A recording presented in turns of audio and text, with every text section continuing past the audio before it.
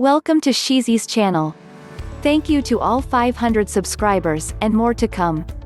Don't forget to subscribe, like and share. Coronavirus and Getting to Know God, Psalm chapters 46 to 10. We will translate Psalm chapters 46 to 10, Be still and know that I am God, more comprehensively toward the end of this article. It will explain just how important this particular psalm is for humans at this unprecedented time. But, for now, by way of adding context, let us discern upon how wildlife carries out its corresponding duties for their survival, and how humans, as the superior beings, compare. The birds, bees and the fish. Have you ever observed a flock of birds rapidly swoop upwards into the sky and suddenly spiral downwards in an instant? Similarly, with shoals of fish, how they dart in one direction and then somersault in another direction instantly and simultaneously.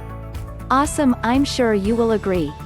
From the human perspective, bird flocking behavior is truly worth reflecting upon in the present coronavirus situation. The question is, for what purpose are they performing in such synchronized fashion? The answer is they are preying. Symmetrical formation flying, and rapid dash movement of fish, allows them communicate or connect with their source, their God, which, for all of the non-human species on Earth, is nature. In other words, nature provides the birds and all land animals, including the marine life, with all they need to know on survival in their present environment. Symmetrical V-formation flying by other birds, is also for the same reason, they're in contact with their guiding source for replenishing energy fuel for their migratory journey. Such is how they receive vital intuitive guidance to feeding places along the way. Flocking puts birds into anticipatory mode. They anticipate, let's call this anticipation bird faith or prayer, and then, once this intuitive change commences, is picked up within the flock consciousness, generated by nature, then change of direction spreads instantaneously through the whole flock in a wave of dynamical intelligence. Flock flying represents group awareness, where no individual bird is in charge. It's how they keep updated about each other and the latest survival information. Then we have the wonderful bees. Regarded as a social insect, bees are workers, flying solely for a group reason, which is to feed and nourish the hive. They don't fly for the love of flying but simply to find nectar and then return it so that the hive benefits. Because we're all connected to the same universal life force, when we think about it, the concept of birds, fish and insects preying makes so much spiritual evolution sense. There are just so many preying existences taking place simultaneously within this beautiful ecosystem of which much is ignored or taken for granted. And have you noticed, among all the diversities of nature's inhabitants, big and tiny, they never set out to harm or disrupt the natural environment? If only humankind could be like that, we may well ask. Materialism. So, what has nature nurturing to do with the present world pandemic, coronavirus? Well, as we shall see, it has a lot to do with it, particularly with regards to how humans may benefit from the approach adapted by our co-inhabitants here on Earth. As mentioned earlier, flocking birds, honeybees and shoalfish, and many other species, do not operate individually while in prayer, rather everything is intended toward natural flock or group species survival. Now this article is not about nation bashing, far from it. But consumerism globally would seem to be out of control, and it doesn't feel right. This coronavirus treat is schooling us in a survival lesson. Nature is trying to tell us something profoundly subtle in very harsh and crude detail. On one level, amidst all the suffering, the opportunity for change arises. And while coronavirus will pass, yes, its message of change will linger until we've each taken the nature message on board mentally. Similarly with global warming, we're going to have to come to terms with a new beginning, a new set of basic or home truths, a new order of material priorities, in short, a new order of consciousness. Take material objects for instances and the present consumerism explosion. In meeting this unwarranted material product demand, technology is having to expand beyond what many consumers can healthily handle both mentally and emotionally. Not to mention the long-term effects of plastic on the environment. The emphasis seems to be on powerful nations becoming solely interested in maintaining its own patriotic dominance, as if the rest of the world flock doesn't exist or doesn't matter in the global equation. That, geographically, certain people get food fed while others less fortunate can be ignored. Narrowing it down. Let's say, by way of explanation, there is this macro-national dominance mindset, and within that there is the micro-self-interest only mindset.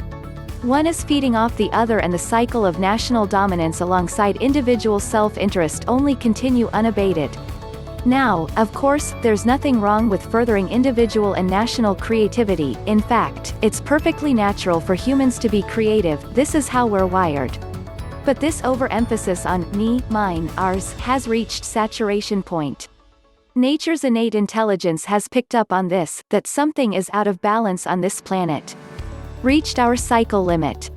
Materialism, illusion, and its associated level of consciousness has taken humanity to its furthest point of this particular greed-conquer-illusion cycle. And while it's through cycles of evolution that humanity progresses, at the quantum level, in human evolution terms, it's not really about survival of the fittest, or who can become the strongest and most powerful nation, corporation or individual, or who among us can fly the highest faith flag. Coronavirus is reminding of what we've been overlooking, which is, nature doesn't forget, it reflects back to us exactly what we send out.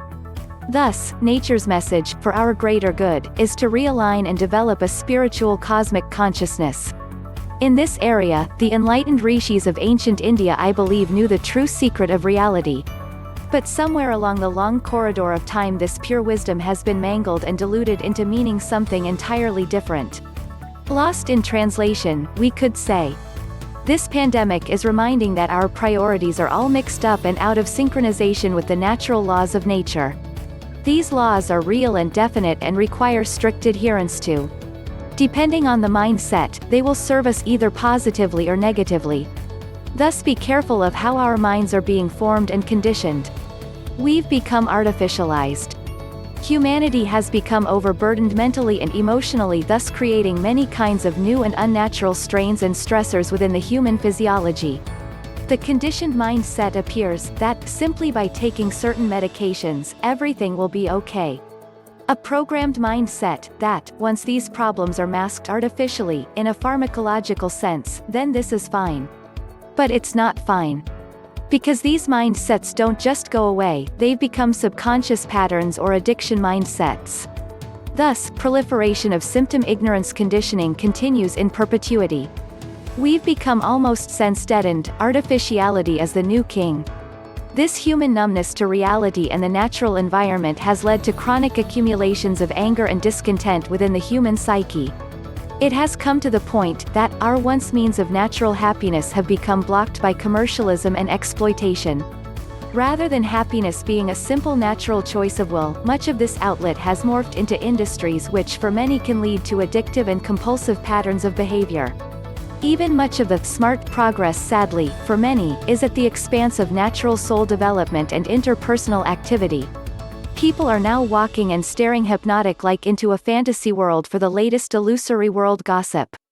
What standard of evolution does this represent? Ascension consciousness. We're each created for ascension unto God consciousness. This process takes place within. Spiritual ignorance is what blocks progress in this area. We're not designed for remaining at base camp level of ignorance indefinitely. To initiate ascension out of spiritual ignorance, a calibration of mind is required. This being a silent integratory journey, it all begins with mental stillness. Materially speaking, everything changes. But, conversely, at our core soul level, we're each changeless, immortal and eternal. We're each the eternal spirit, therefore, this ascension process leads to spiritualizing the body and awareness into knowing the changeless Christ standard within consciousness. Thus, attachment to the material world and self-interest only, is contrary to our true nature. This contrary behavior clings and obscures our immortal Christ nature. In Eastern culture, which I believe is more advanced in the area of spiritual soul development, this ignorance or attachment to materialism is known as Maya, false identification.